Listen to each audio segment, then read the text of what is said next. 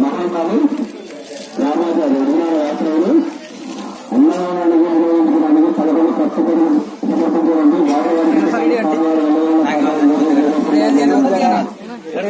చూస్తున్నారు వాళ్ళు తీసుకొని పోతున్నారు.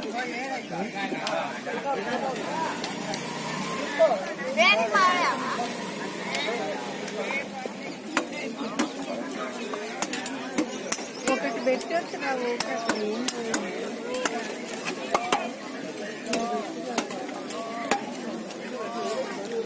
స్వామివారి యొక్క ఆలయ ముందు భాగంలో